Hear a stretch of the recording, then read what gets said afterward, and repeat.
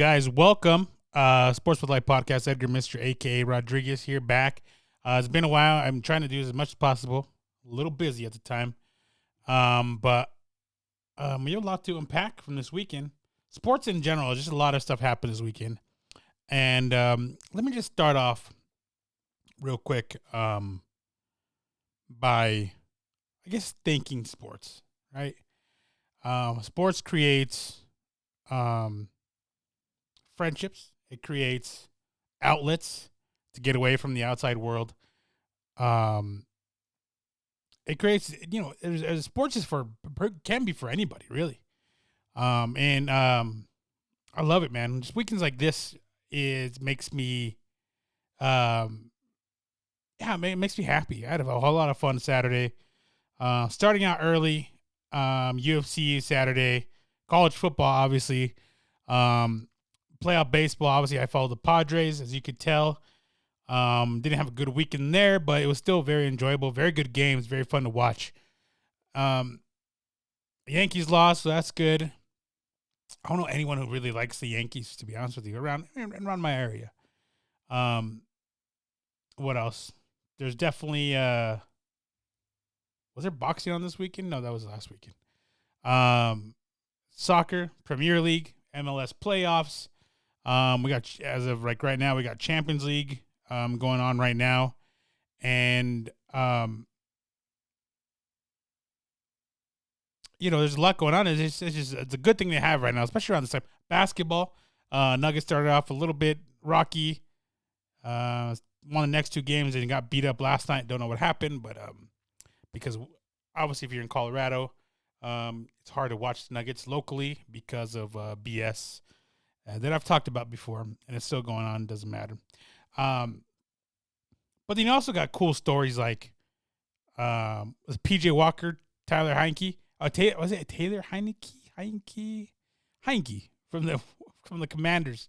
I've talked about him before. I've given them their flowers on this show before, and it's great. I mean, and PJ Walker is going to be the starter even if Baker's healthy or Sam Darnold's healthy, and good for him. And he balled out against the Buccaneers.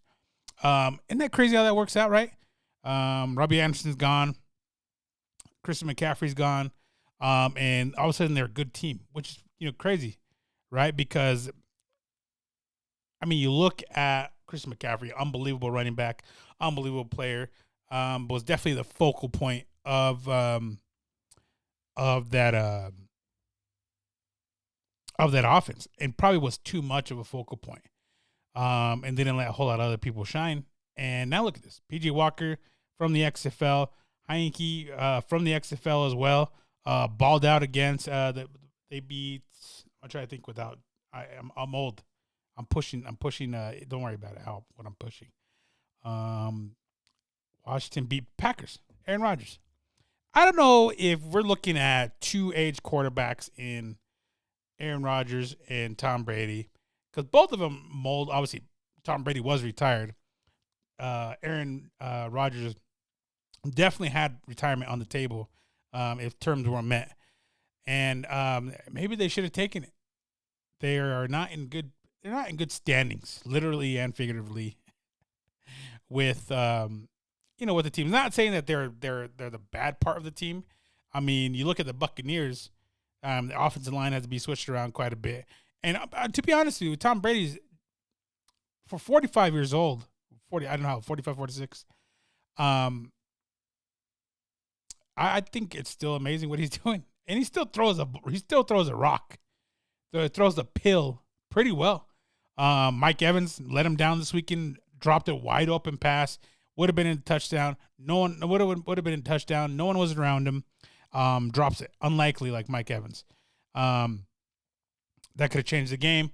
Aaron Rodgers, I mean, he needs a little bit of help too at wide receiver. And it's a bit crazy where they're at this point in their careers. Not fully out of it, but sometimes they're just not looking as they're a shell of their older selves, right? But it's crazy to watch. I mean, look, you got Aaron Rodgers, Tom Brady, then you got PJ Walker and I gotta get this guy's name right. Hold on. Taylor Heineke. I don't know why I'm drawing a blank. Is it Taylor? Yeah, Taylor Heineke. Jesus. Um, I mean, every time Heineke gets in there, he balls. Especially, that playoff game, which I talked about. I don't remember but maybe a year or so ago. 2 years ago. Who won? Yeah, 2 years ago. A couple seasons ago when they won that Buccaneers won that championship. He almost put him out by himself. He took the Buccaneers to the. He almost took him home, and he balled out. And he was injured, I think, in that game, and he still just balled out, and he still played as hard. He got it. He deserves to start. I think he probably should have started over Carson Wentz. Carson Wentz got hurt, and look what happens. Who knows if Carson Wentz has a job when he gets back? I mean, he'll have a backup job probably. Will he get the starting job? Probably not. Who knows?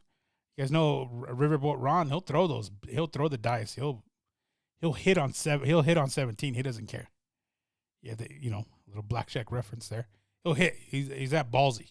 The guy beat cancer. What the fuck's he scared about? And it's crazy. I mean, you look at the Panthers.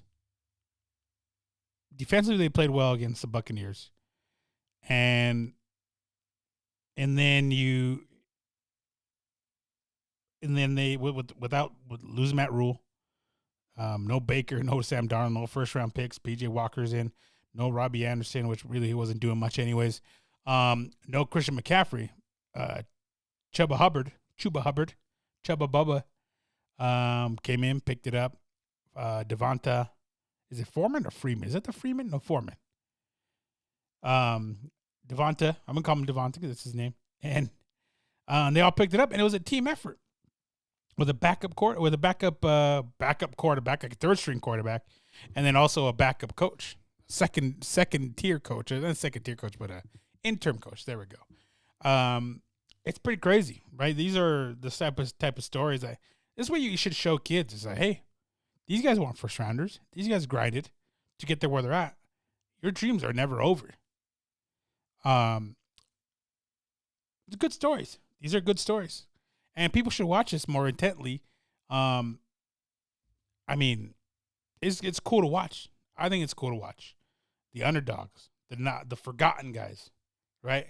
A lot of people weren't talking about Heineke. They were like, "Oh, Carson Wentz," and blah blah blah. Yeah, really hasn't been much. Carson Wentz is the guy here, so it's pretty crazy. It's pretty fun. It was fun to watch this weekend. What wasn't so much fun to watch for Uncle Edgar was the Broncos. I mean, I have no words. Very, very little words to sit here and be like, well, I don't know what to say. Defense always does their job. That's a positive side of this thing. Is the defense is unbelievable. Defense is so good. Held Wilson to I don't think he threw a touchdown pass.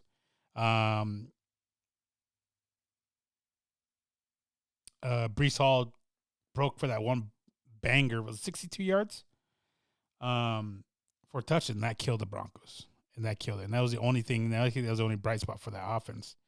Other than that, I mean, Jesus, it was all field goals. The Broncos even score. I don't even remember the Broncos even scoring. What ended it being? I don't even remember the score of the game. I'll be completely honest with you. I don't remember the score of the game. I gotta look it up. Was it 19-10 or something like that? 19 something? 16-9. And they were no, it was we did score a touchdown, and McManus missed the PAT. And I mean, everyone on that team, except for the defense, is definitely not doing their part. I feel like, especially now that they come out that they're fielding trades for KJ Hamler, Jared Jeudy, Bradley Chubb. In my opinion, I mean, Hamler isn't really getting the the love he should get. He's bailed this team out in big situations where Jared Jeudy hasn't, Bradley Chubb hasn't. I mean, they've just been underperforming, in my opinion. I've been watching Jared Jeudy drop passes. I don't know. I mean, I just don't know what's going on with the dude. But that's just, I mean, that's what I've seen, right? I don't know if everyone else is seeing the same thing. I don't see a top tier receiver. Every now and then he'll be like, "Oh, look what I could do." But it's not a complete package. Cortland Sutton hasn't showed up. I think we're really missing Tim Patrick, which really sucks. The tight ends, Greg Dulcich, has been playing very well ever since he got his taste. Finally got his first taste of NFL from injury. Alberto, non-existent. Don't know what's going on there. Beck is kind of had to fill in those roles. Beck and can't remember the other tight end's name. But tight ends are playing well as far as the receiving core goes. But everyone else, very inconsistent. Running backs, of course. Losing Javonte Williams just sucks. Melvin Gordon, thank God he hasn't fumbled. But he's still not that guy. Latavius Murray's come in. I think he's going to be RB1, I think, when it's all said and done. Obviously, Russell Wilson was hurt this weekend. Did not play. Brett Rippon came in, did his best. Still wasn't good enough. This is a I'm going to take a word my friend Mo uses conundrum, which I think conundrum means we're in a pickle. We are not in a good spot. I'm not 100% sure. I think that's the context he uses it in. That offensively, it's just bad. And in turn, that doesn't help the defense because if the offense is not on the field controlling the clock, the defense is out there majority of the time, and it's hard on the defense, which we've seen before. If they're out there, if they're out there too much. I mean, it's just too much football and it's just too tiring. Towards the end of the season, we just look worse, and we're not even. I'm not even looking at this season in general. We're looking past this next season too. Offense doesn't pick it up. We don't start winning games. We start losing that defense. Who wants to come here and play defense if we're not going to win games? Why would Patrick Surtain Jr. want to stay here long term if we're not winning games? If we're not doing what's necessary to win games? That's what it comes down to. Russell Wilson said that, right? Russell Wilson said, when I didn't sign in, I didn't sign here for the money, blah, blah, blah. I signed here to win, right? Let's ride. Let's win. There's been no winning. And the wins we do have felt like losses. I mean, we're lucky to be 2-5 right now, going into London this weekend. It's definitely been a rough ride, figuratively speaking. A rough ride for the Denver Broncos. But big props to the defense. We have one of the best defenses in the league. It's just not enough, man. And kicking was atrocious. Cookies had been atrocious. I mean, we're going to beat a dead horse here. I mean, I'm just beating a dead horse here. It's the same shit every weekend. And Hackett hasn't done himself any favors either. Still questionable play calling.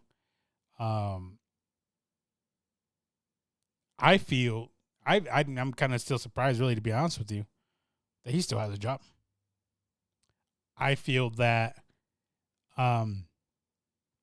definitely a loss against the Jaguars, he's done.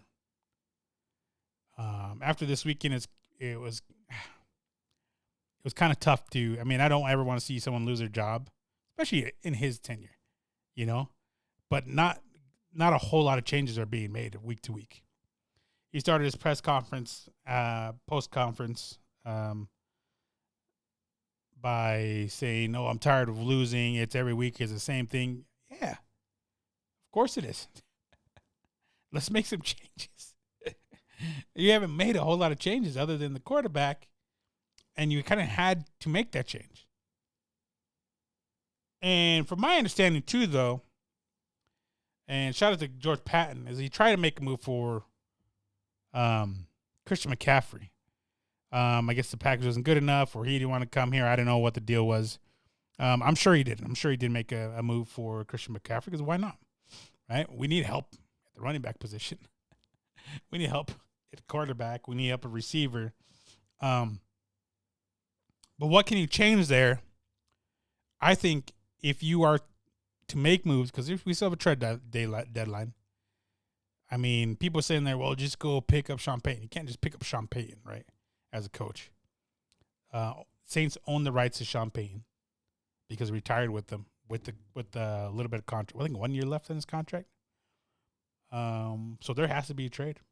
There has to be a trade or something, some sort of compensation there to get a head coach like Sean Payton. Maybe you trade. Maybe that's where you send Jerry Jeudy. Maybe you send Jerry Jeudy for Sean Payton, right? Maybe you send Bradley Chubb for this for Sean Payton. This is where you make that change. This is where you get a veteran coach, which I thought we should have gotten in the first place. Veteran coach who's been to the Super Bowl a couple of times, knows how to coach a veteran, knows how to head coach. There's a difference between a coordinator and a head coach. Head coach, a Hall of Fame quarterback, knows how to handle a team's day-to-day tasks as far as a whole, a club as a whole. I think that's what we need. I think that's what we always needed. You also probably have to make a move maybe for Kareem Hunt, who's been wanted to trade for a while. Maybe you make a move for Kareem Hunt, who's a hell of a running back still, but probably sick of being second fiddle to Nick Chubb. Maybe there's a couple more moves you have to make. More ball security, right? Maybe a little bit more confidence for Russell Wilson moving forward, that maybe he has a running back that'll block for him, that'll be open for him, that understands the game a whole lot more than what we have right now. I mean, there's a lot of changes you can make.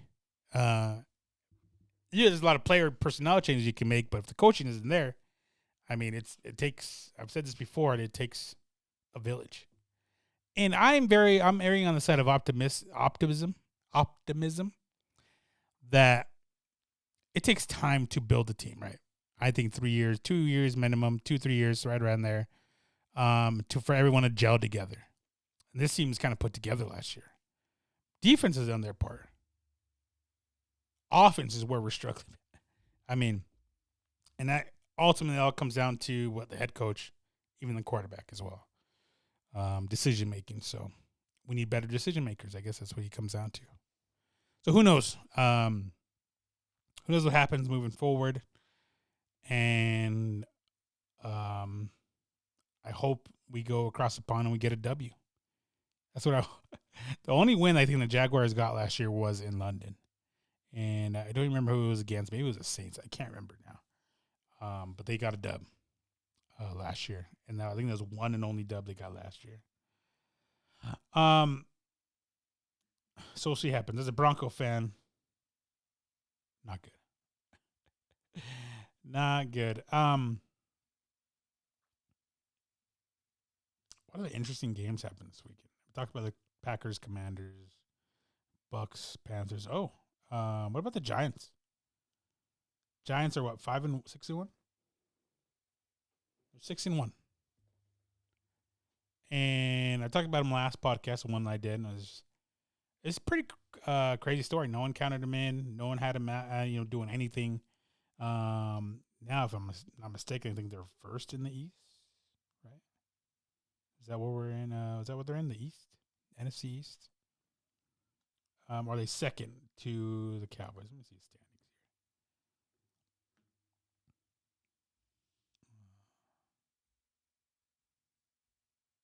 Where's it at here? So I don't look stupid.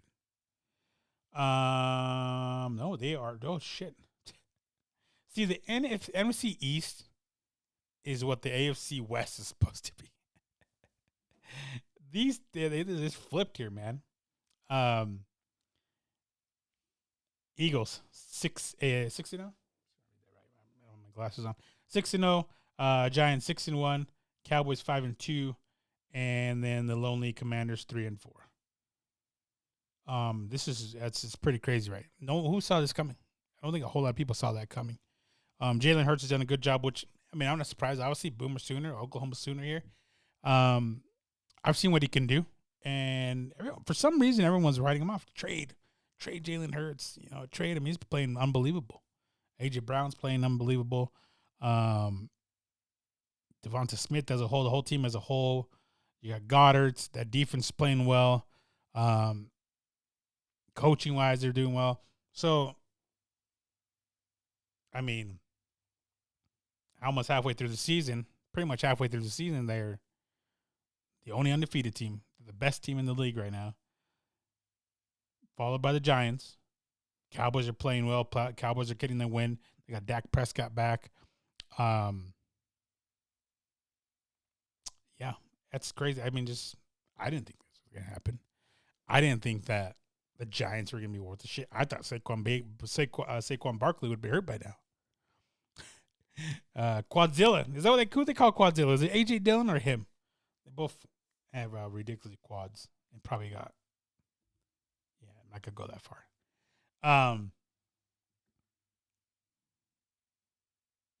Yeah, I mean it's unbelievable, unbelievable to watch even as a Seahawks right now. Well, they're 4-3. They're number one in the NFC West, followed by the Rams, the Niners, and the Cardinals at 3-4. Isn't that crazy? All 4 wins for the Seahawks.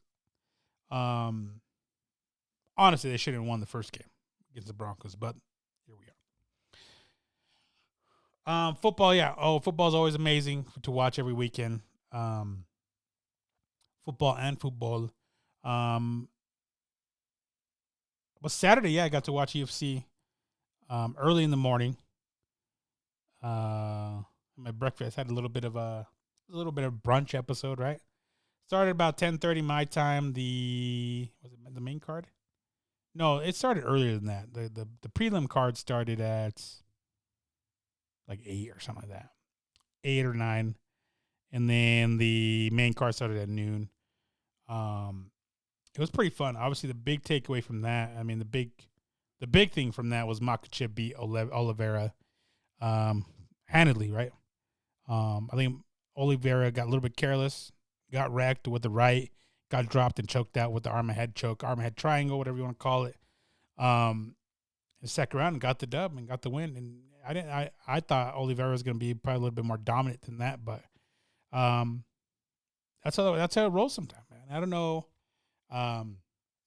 what the game plan really was for Oliveira. I couldn't tell, but Makhachev's stand-up looked pretty good. Obviously, he dropped him. And obviously, his submission game, his wrestling game is pretty good because he got the submission. And I mean, I don't know. For me, it was a little bit underwhelming, I think. I think it was just a little bit underwhelming as far as a championship fight goes. But props to Makhachev. I don't know. I really wasn't. For some reason, this is just me, right? Obviously, I liked Oliveira. I wanted him to win. And the fight in general, just everything leading up to, just wasn't. I don't know. Wasn't hype enough for me, I guess. And which is fine, right? Because there's a lot of other fights I was looking forward to. But the co-main event didn't live up to much anything either. Sterling versus Dillashaw. Thought the fight was going to be way better than it was. Dillashaw obviously came in very injured. Said he dislocated his arm, his shoulder, whatever, like 20 times in fight camp. Very selfish move for a lot of reasons. I mean, obviously he got his pay, got the championship, title fight, but should have never been there in the first place. He just should have never been there. And it made for a shitty co-main event. And for me, it made for Aljamain Sterling. Still, he's not legitimized in my mind as the bantamweight champion. He's just not to me. And He got it by disqualification for Peter Yan, right? He got it from Peter. I mean, Peter Yan, we're gonna talk about here in a second, because he's gotten the short end of the stick the last 3 fights, right? Peter Yan is the last 3 fights. Is that I think that was the last fight we had was against. No, last 4 fights. So he actually got the win against Corey Sandhagen. Lost Aljamain Sterling via disqualification. But let's talk about this here in a second. So Aljamain Sterling got the dub, right? And it was obvious there was something wrong with Dillashaw from the get. I mean, you just saw he if you watch enough fighting, you know when a guy's shoulders popped out. You saw with Aaron Pico not too long ago at Bellator trying to pop his shoulder back in. I've seen it plenty of times, right? If you watch enough fights, you'll see it. You saw it. There was something wrong with his shoulder, and he was trying to pop it back in all throughout that first round, and Sterling just couldn't get it done. I don't know what his game plan was early. I don't know if his team obviously didn't see it. I think right away. I think they did end up seeing it towards the end of the first round. Sterling had his chances. He had his chances to put him away quickly, and he couldn't. And it still took him another round in the second round to do it, a whole lot of that second round to put him away as well. Props to TJ Dillashaw on that aspect. I mean, he was tough as nails, took a lot of damage. And other than his shoulder, I think came out unscathed. But it was just yeah. I'm still not sold at Aljamain Sterling as a champion. It's just me. That's just me. I mean, he lost. I think he lost the last fight against Petr Yan by decision. Was a very underwhelming. Does he deserve to be in the talks to be up there with the championship? Yeah, of course. That Sandhagen fight was very big for him. But that championship match against Yan was a sour apple. I don't know how to explain. It was like tasting wasabi for the first time. I was like, oh, what is this? Cringy. So cringy. But then from that, Peter Yan versus O'Malley fight, great fight. It was a great fight. And my hats off to Sean O'Malley for pretty much proving me wrong. I didn't think he had it in him. I didn't think he'd be able to stick it in that fight, but he fought very well. He was tough, man. He has a chin on him. Peter hit him hard. So let's I mean, we're gonna talk about strikes here in a second, but Peter hit him hard. Petr Yan, whatever you want to call him, hit him very hard, and he ate a lot of it. So he's a tough dude. Of course he is. But he didn't win that fight. Let's be honest. Let's be completely honest with ourselves. Let's look ourselves in the mirror. If you're a Sean O'Malley standboy, if you're sitting there and you're throwing out one statistic at me saying he landed more significant strikes, whatever the fuck a significant strike is, let's have this conversation right now. Because we are in an MMA fight. This isn't a kickboxing fight. This isn't a boxing fight where the only thing you're judging off of is significant strikes or strikes in general. As much as I'm not a big wrestling fan, Petr Yan had the grappling, had the wrestling, had the takedowns, had the takedown control, had the ground control, had the octagon control, which is what you really base these point systems off. I do not know who the judges were. I cannot remember who the judges were. Let me see. Does it tell me here?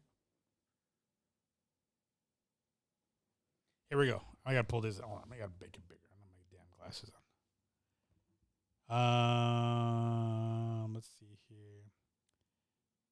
Ben Cartlidge, 28-29. Sugar, Vito Palillo, 29-28. No Mercy, Petr Yan, and 28-29. David Let the Be for Sugar Rashad Evans. Or for Sugar. See, he even steals his name, man. Sugar Sean O'Malley. Sugar Sean O'Malley. So David Let the Be and Ben Cartlidge. Who the hell are these guys? They don't sound like MMA fighters to me. I don't know how these guys were commissioned. I don't know how these guys were chosen. I don't know what their... let me see if I can find out. I don't know how... the selection process goes,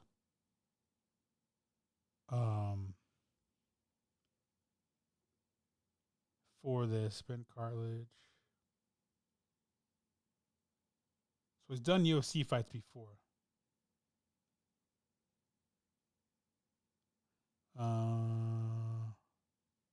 Let's see.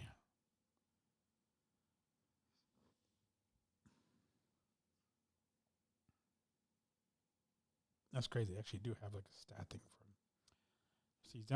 So he's done a lot of MMA fights. But they're all within the last year. Let's see, 2021. So he does MMA. So this isn't nothing new to him. Let me see if he does any big fights. Maybe the ones in yellow are championship fights? No. So he doesn't do a lot of big fights. This is probably the biggest fight he's done. Who else is the other one? Who's the other idiot? David Letterby. Is that how you say his name? Let me see here.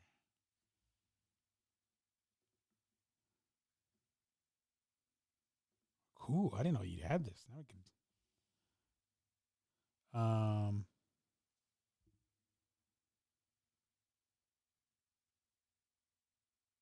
trying to see pick a fight here that is of some sort of. We had Ozdemir versus Craig.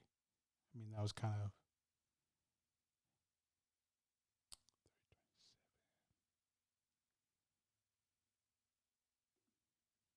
No, I mean, so okay. Oh, here we go.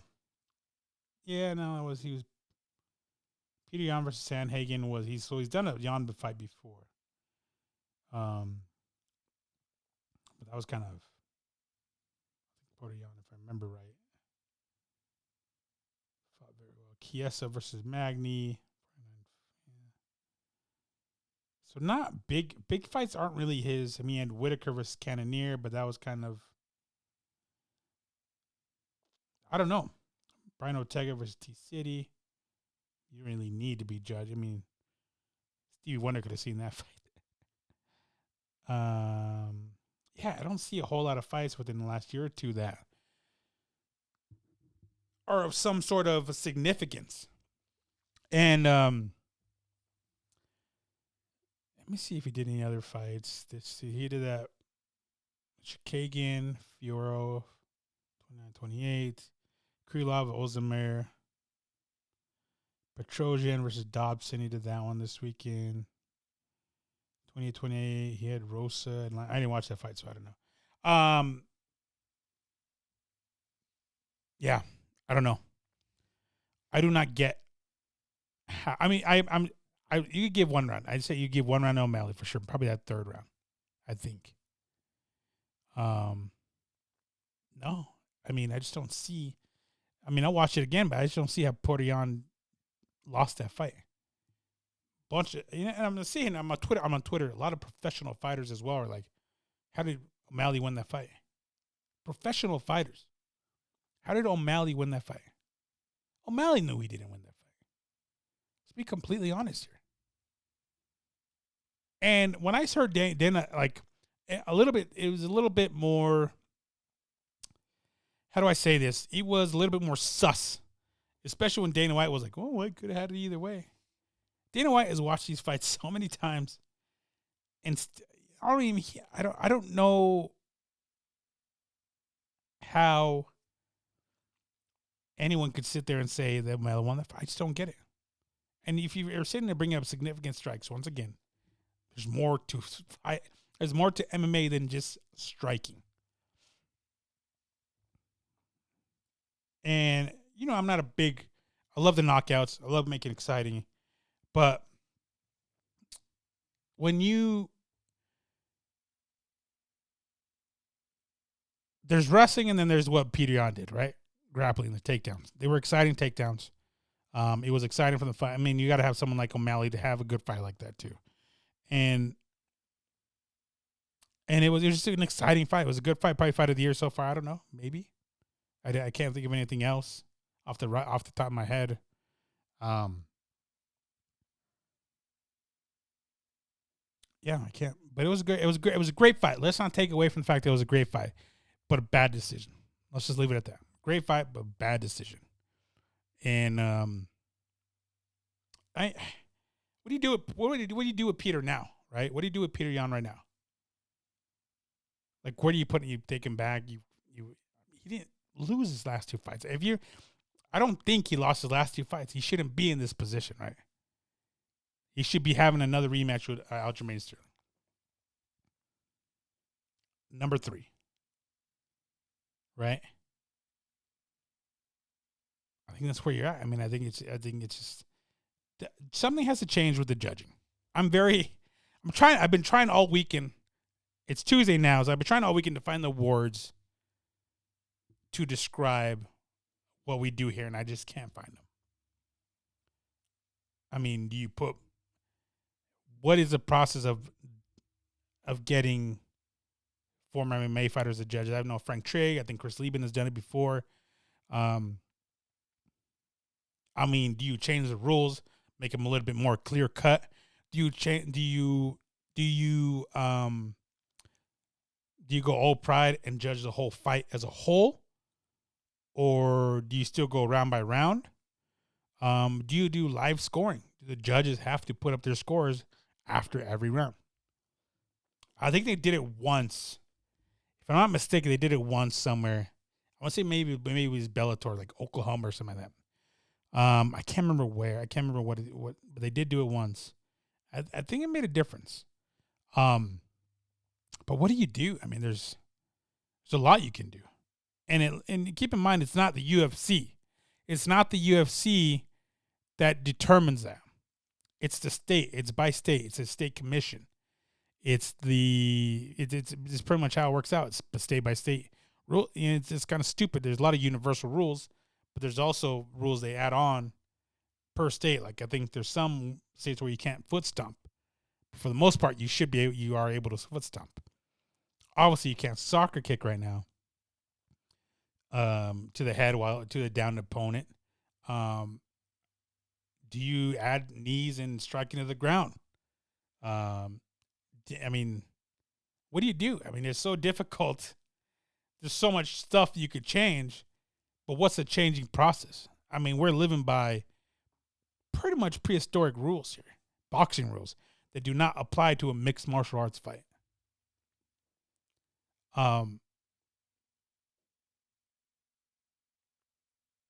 Something does have to change though, for sure. I mean, same thing with the Broncos. I'm sitting here beating a dead horse, I think. I don't know how many times I've gone up here and talked about shitty decisions in front of this mic, in front of this camera, in front of this fancy light that I have. I should have multiple lights. My other lights went out. So if it looks like a little dark, that's why.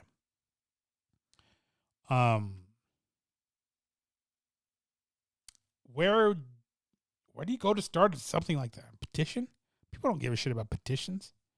Got people gluing themselves to Ferraris and car shows overseas. And the only thing they're going to think about is like, you just ruined a good fucking car, you dumb fuck. I don't know. I don't know where you go forward, but it was still a pretty fun weekend as far as sports goes. But I do want to finish up here. I do want to throw a big shout out to the San Diego Padres. San Diego Padres made me like baseball and actually watch baseball. I did make the trek out there for home opener the first 2 nights. Had a lot of fun. My friend Tim was actually in London right now. And it was a lot of fun. Great experience, town of San Diego. You guys know I'm a San Diego guy. I like San Diego. They're like, oh, I know, just move there. I just can't just move there. Much as I'd love to. The world's changing, right? The world's changing. Shit's expensive. And also, I mean, I can't leave my babies. My nieces, I love them to death. That's a hard part for sure. But shout out to the San Diego Padres who made me like baseball. And a big shout out to Manny Machado. Juan Soto came in halfway through the season, made a difference. towards the end of that season, right, that was a good team.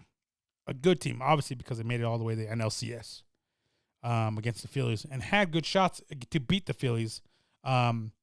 Just our bats went flat when our pitching was good, and our pitching went flat when our bats were good, which sucks. And there has to be complete performances all around. Our relieving pitcher was good for the most part, and then we buckled there towards the end. I mean, too bad we couldn't have Yu Darvish and Musgrove pitching every game. We'd be in we'd have a good position, but it's just not the case. But big props. It was a fun team to watch all season. Props to Manny Machado. I think he's the MVP. Big props to Joe Musgrove. I think he's going to be a Cy Young winner one day. A lot of gold gloves out there. Ha-Seong Kim came in and filled in great for Fernando Tatis there, especially there in the playoffs. Played very well, hustled. Loved it. Hopefully he comes back and hopefully he gets paid. You know what I'm saying? He deserves it.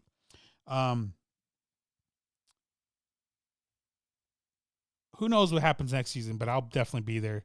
Opening day, San Diego Padres, and I think it's against the Rockies. So it's going to be a whole lot better to go that one next year. And who knows? Maybe I'll live there by now. By then, who knows? Recession, depression coming up. Who knows what happens? But big props to San Diego Padres for giving me a little bit of hope in baseball. You guys know I come in here and talk about baseball. I'm just like, and I got it. Playoff baseball is really fun to watch. And now that the World Series is set, it's going to be the Astros versus Phillies. I don't even know if I want to watch them. Those are kind of two fan bases that I'm just like, ugh. I'm like, ugh.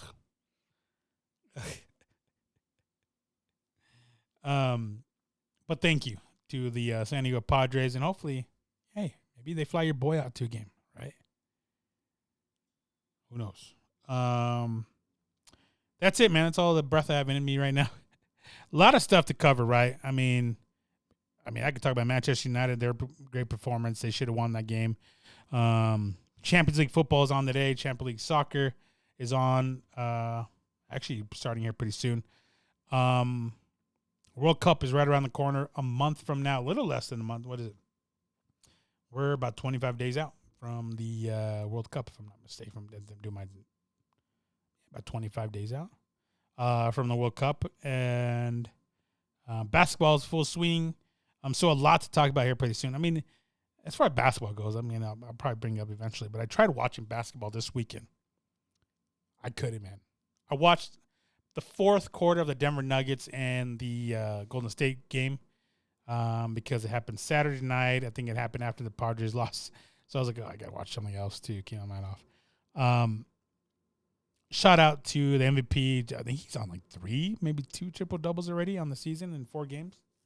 Another MVP year, maybe for a back for the Joker. Jamal Murray's back. MPJ's back, but I don't think he's made a lot of difference. KCP's in the team. Is that his name? KCP? I can't say his whole name. Something Pope. Can't say his whole name. It's something Pope. AG50, Aaron Gordon. So we'll see where this takes us. You guys know I'm a big Nuggets fan. Obviously, hometown team. I just wish I could watch them a whole lot more. So we'll see what happens with them, and I'll try to cover as much basketball as possible. But for now, you're going to see a whole lot of football, a whole lot of MMA. Boxing, obviously, no one's making the big fights. All I've been hearing for the last 2 months is, Spence and Crawford have agreed to this. Now Crawford's fighting someone else. Spence is fighting someone else. Tank Davis and Ryan Garcia have agreed to a framework, whatever that means. That doesn't mean anything to me. No one's put pen to paper, so that doesn't mean a damn thing to me. And that fight's not going to happen anytime soon. So I don't get my hopes up with any good fights coming up here pretty soon. Lomachenko will fight this weekend. I'll definitely be watching that. He's a good fighter, one of my favorites. But yeah, keep looking forward. I'm going to make time, hopefully, with the new Call of Duty coming out. By the way, also big props to the Game of Thrones. Look at my Targaryen cup here. Props to Game of Thrones. They put on a great first season. That was fun. I had to wait 2 years for that. now, my problem now with my old age, where I'm getting at my old age, right? Next month is my birthday. I'm not going to be not so young. I mean, not so young, buck. I have to wait 2 years, so I have to stay alive for 2 years to watch Game of Thrones season 2. So, man, I have to work out more. I have to watch what I eat. I have to block out the stress. No one can kill my vibes, so to speak. And that's what I have to do. So yeah. Thank you guys for tuning in. Follow me, Sports Plus Life, Instagram and Twitter. Mr. AKACO, Instagram and Twitter. Sports Plus Life, TikTok, youtube.com/Sports Plus Life, where this podcast will be. And obviously everywhere you get podcasts. Apple Podcasts, Google Podcasts, Spotify. Follow your boy. Put it all out there for the uni to watch universe, for those of you who don't know slang. Thank you guys so much. I will catch you guys. Who knows? Maybe later this week. Follow me on TikTok. All right, we'll see you guys later.